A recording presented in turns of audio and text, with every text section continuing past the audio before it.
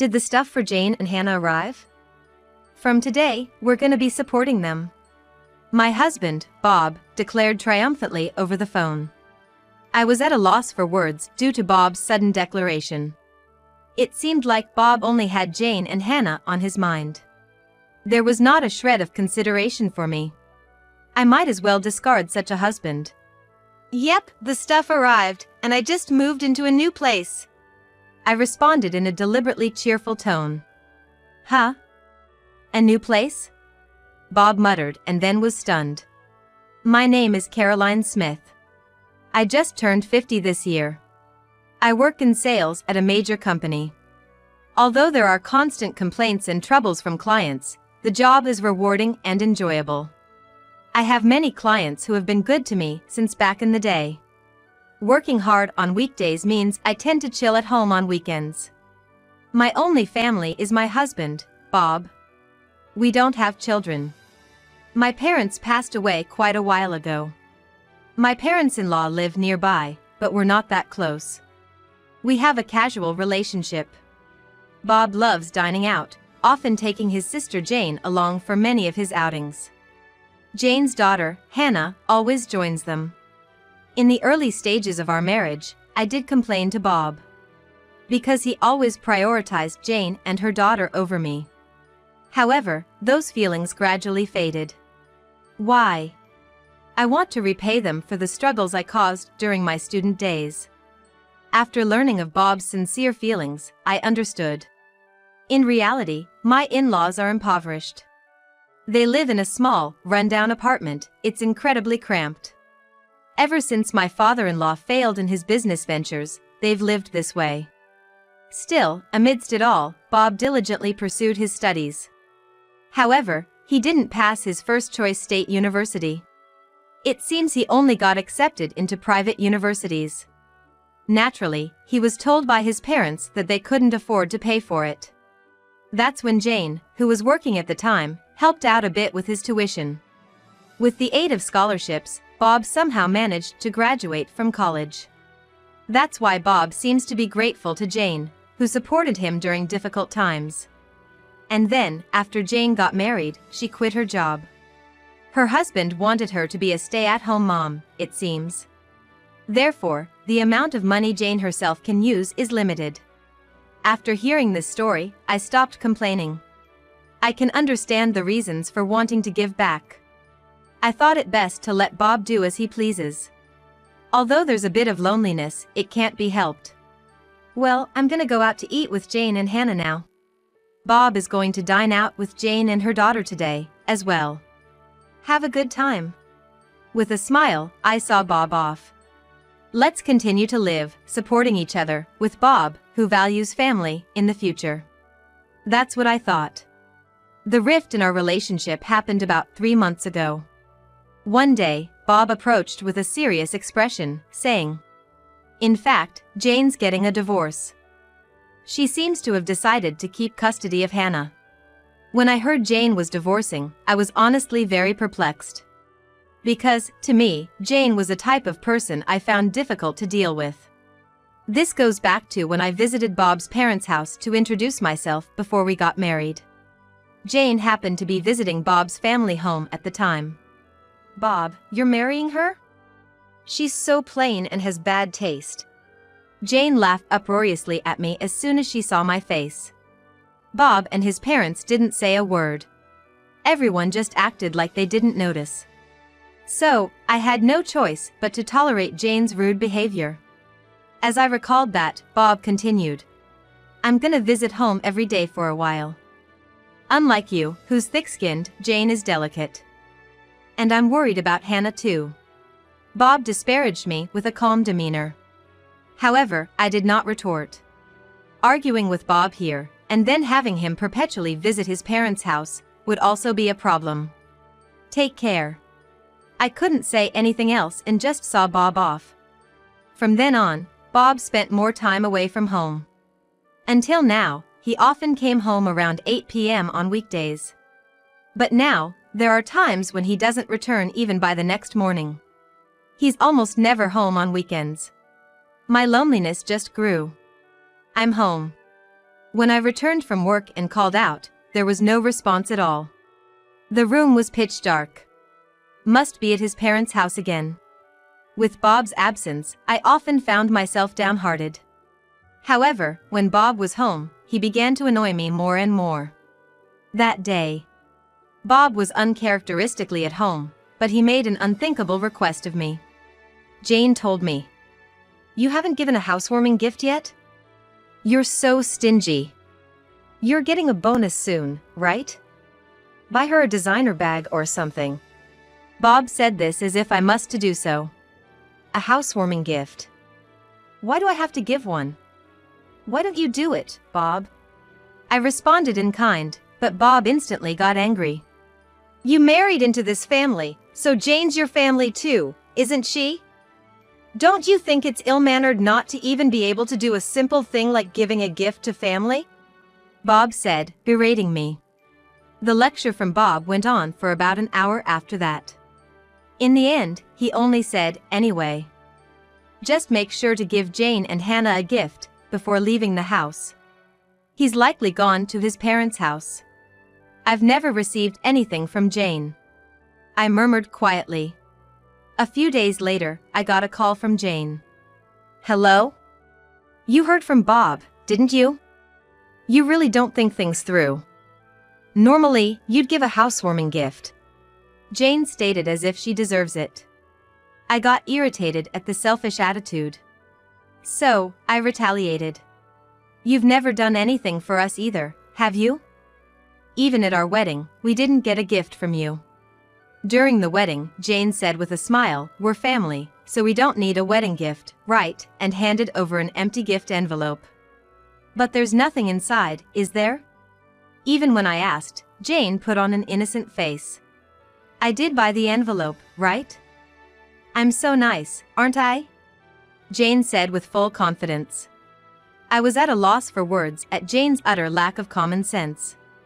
And Jane had absolutely no restraint. She heartily ate the wedding meal and drank several drinks outside of the course. Even when I handed Jane the catalog gift for the guests, she complained, aren't there any no-shows? If there were, I could take home several. Caroline, you really don't think things through. That was the outcome, with her complaining like that. Remembering all that, Jane replied with a scoff. You're my brother's wife. I don't need to give you anything, do I? You're the lowest in our family hierarchy. Rather, it's only natural for you to honor me. If you understand, go buy a new designer bag quickly. I was astounded at the way Jane spoke. Unable to say anything, Hannah strikes up a conversation. Caroline, make sure you buy my bag too. It has to be the one exclusive to the Fifth Avenue store, or I won't forgive you. Bye. Hannah, laughing loudly with a ha ha ha, hung up just like that. Unbelievable. Why am I the only one who has to put up with this? I heaved a big sigh. After that, Bob just stopped coming home. Whenever he did come back, he would take money from my wallet. Stop it! Despite my desperate attempts to stop him, Bob couldn't care less.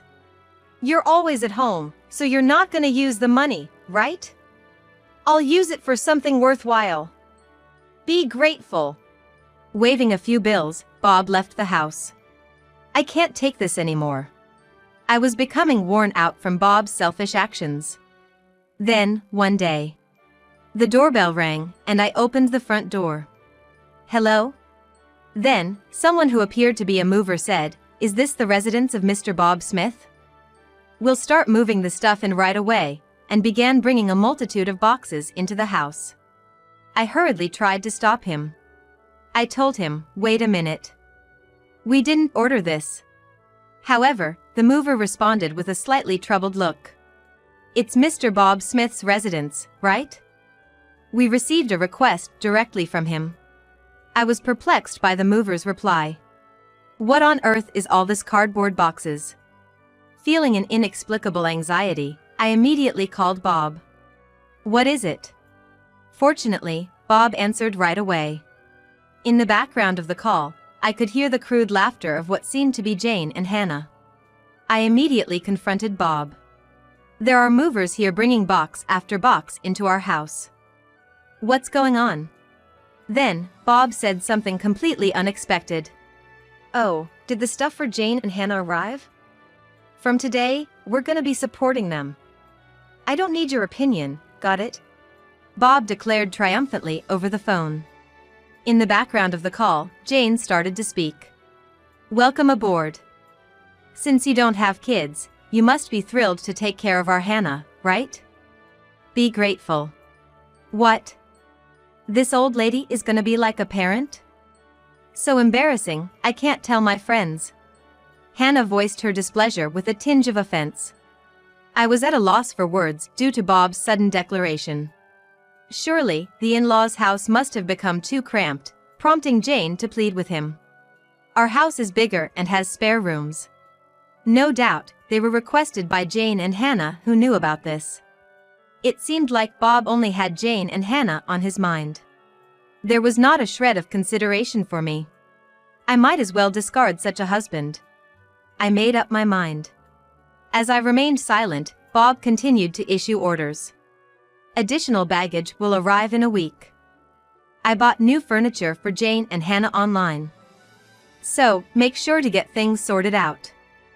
We'll stay at our parents' place until then.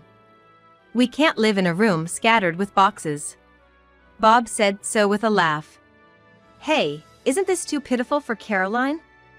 She has to sort out our stuff all by herself. Jane was also snickering. It's our precious belongings. Handle them with care. Hannah had the audacity to demand. I want to hang up this call so badly. So, all right. I simply said that and immediately hung up the phone. Right after hanging up the phone. All right, let's get to it. I swiftly sprang into action. A week later. Bob called again. Did the additional baggage arrive? Did you tidy up the room properly?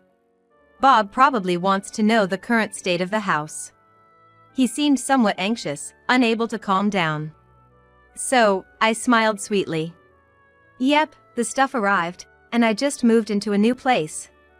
I responded in a deliberately cheerful tone. Huh? A new place? Bob muttered and then was stunned.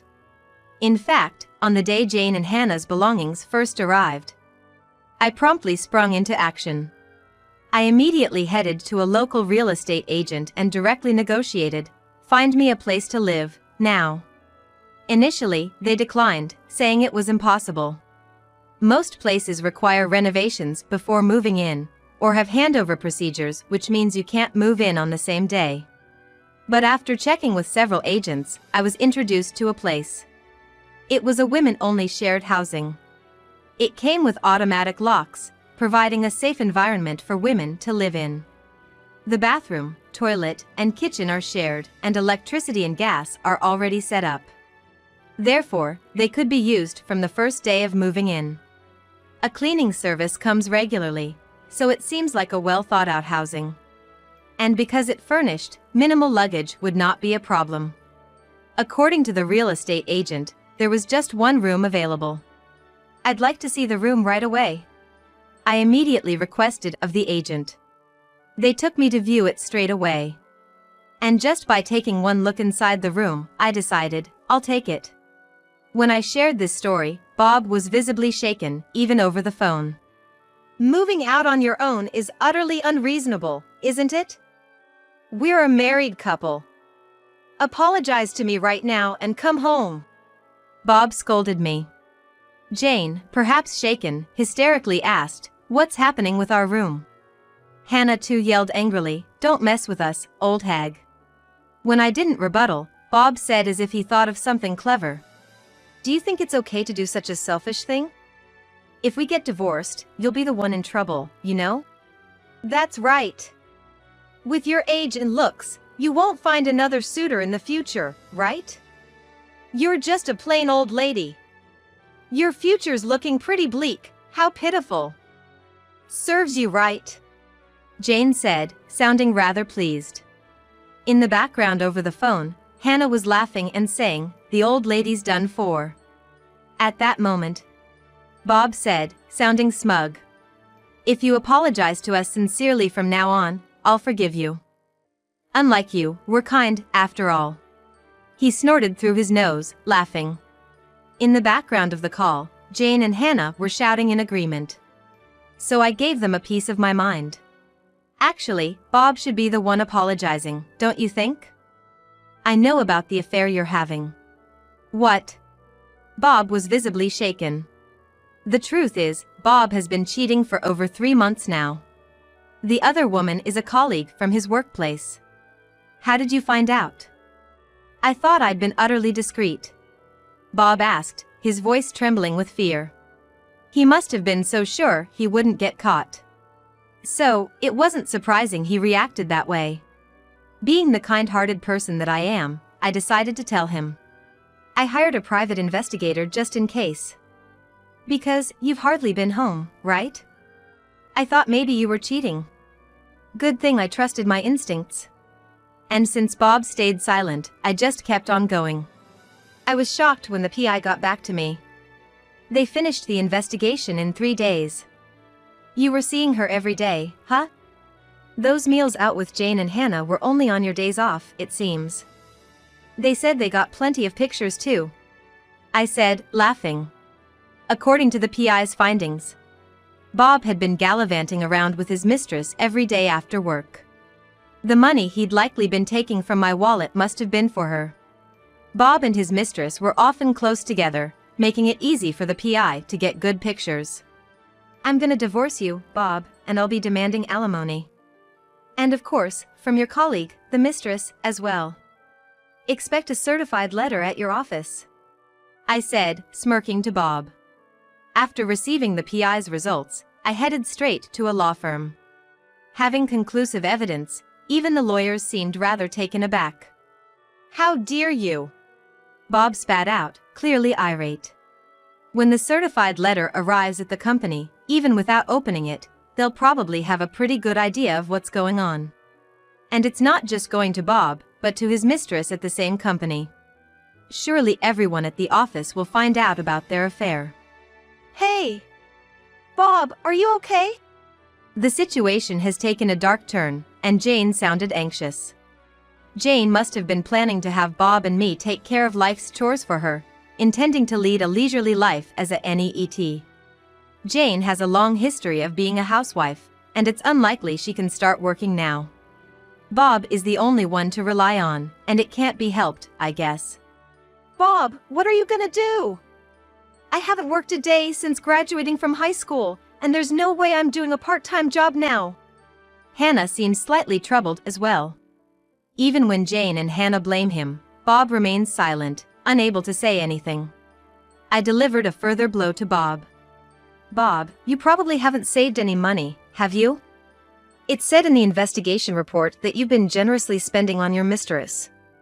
Even bought her the new designer handbag. Maybe you're in debt, too? I dropped a bomb. What?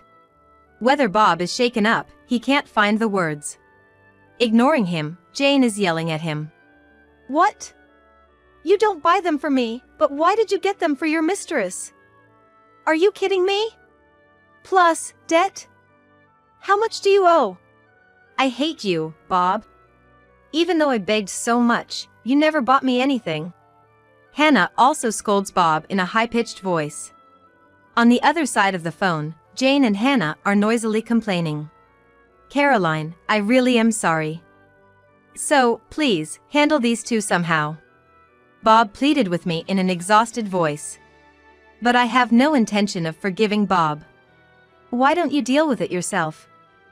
I'm not involved, and it's what you deserve. Better tell your mistress soon. If you dilly-dally, a certified mail will reach your company, you know? I said to Bob with a smirk. Damn. Bob seemed frustrated. Ignoring such a Bob, I spoke. Well then, do your best. And please give me plenty of alimony. I hung up the phone right there. After hanging up, there were several calls from Bob, but I ignored them. Let Bob and Jane struggle as much as they want. I muttered quietly and set Bob's contact to block incoming calls. After that, my divorce with Bob was finalized. Initially, Bob resisted. Because there was dual income until now, Bob could afford to live even while he just messed around. With just Bob's income, maintaining the lifestyle we've had until now is certainly not feasible.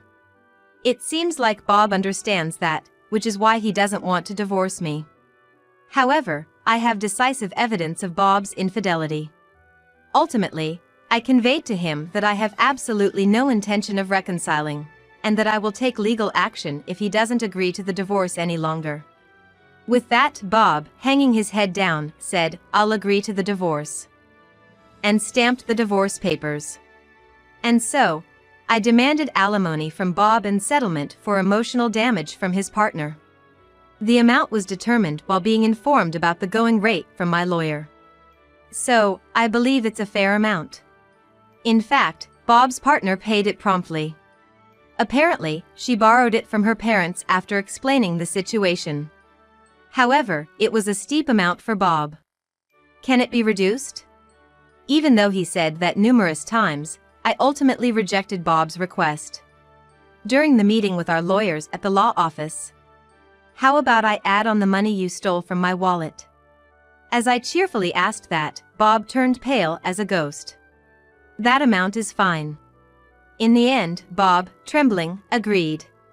After that, both Bob and his partner resigned from their company. The reason was that their affair was exposed within the company. It seems that the delivery of a certified document brought attention to the relationship between the two. Even if the contents of the envelope were unknown, an envelope from a divorce law office tends to be pretty self-explanatory. One can generally guess what's inside. Eventually, Bob resigned because things got uncomfortable. Being the subject of juicy gossip around the office, perhaps he couldn't stand it. After leaving the company, Bob has been working in day labor via an agency. Due to his age, it seems he couldn't find another job right away. But payments won't wait. He has living expenses, plus there's the installment payments of alimony to me. Plus, the mortgage still has a long way to go. Moreover, the debts he likely incurred during his affair came to light. Life's probably gonna be pretty tough, I bet. Sometimes I get messages from Bob, through the lawyer, to me. "I was wrong, please take me back. I'm begging you. I'm barely scraping by. If I'd known this would happen, I would have been nicer to Caroline," Bob says, reportedly weeping in front of the lawyer. I think he's really backed into a corner, but it's too late now. And the situation for Jane and Hannah doesn't look good either. Currently, they are living with Bob. But since Bob has no money, their living situation seems dire. One day, I got a message from Jane on my cell. I had blocked Bob's number, but I hadn't blocked Jane's. Seems like that backfired. Wondering what she could possibly want now, I answered the call. "Hello?" And the moment I answered, Jane begged me. "Please, help us! We're living with Bob, but he has no money and our electricity and gas are gonna be shut off. We don't even have anything left to eat." Jane spoke in an exhausted voice. I was surprised that their living situation had become so desperate. But I had no intention of helping. So, I brushed Jane off coldly. "Why don't you work? You're healthy, aren't you, Jane? You used to work back in the day, right?" Then, Hannah, presumably next to Jane, spoke up. "Caroline, isn't that harsh? You're working at a major company. You wrangled money out of Bob and his affair partner, so you must have some financial leeway, right? So, you have a duty to support Mom and me. If you tell us your address, we'll come there. Take care of us." Hannah apparently has no intention of working, even now. It's truly exasperating, considering she's still young. Biting back a sigh, I conveyed my stance. "Now that I'm divorced from Bob, I'm a complete stranger to you, Hannah. I have no intention of supporting you, and I don't want anything more to do with you. Don't call me again." As soon as I finished speaking, Hannah shouted, "Don't mess with me, you old hag. You should just quietly take care of us. Tell us your address right now." After that, They kept shrieking for quite a while. Their characters will likely never change for the rest of their lives. I have nothing to do with this anymore. Goodbye. With that, I hung up the phone. I immediately blocked Jane's number. I never want to deal with them again. In their current state, they will likely face more hardship. But it's their own laziness that brought this upon them. I think it's fine if they continue to suffer. A year later, I decided to move out of the shared housing. It's a bit sad to leave where I made friends. The reason I'm leaving this fun and lively place is because I decided to adopt a dog. I met the dog at an adoption event. A dog-loving friend invited me, and I went along. That's where I had a destiny-filled encounter. While other dogs were being friendly with various people, this dog was different. It stared at me intently. The moment our eyes met, I thought, this dog might need me. After that, I attended the adoption events many times and deepened my bond with him. After several visits, joyfully, I was allowed to adopt him. However, the shared housing don't allow pets. So, sadly, I had to move out. Now I live in a pet-friendly apartment. Dogs don't betray you, and it's so cute. Come here. When I call, he runs towards me joyfully. There will probably be various difficulties in the future. But I'm not alone anymore. I want to move forward, facing forward, supporting each other with this beloved dog.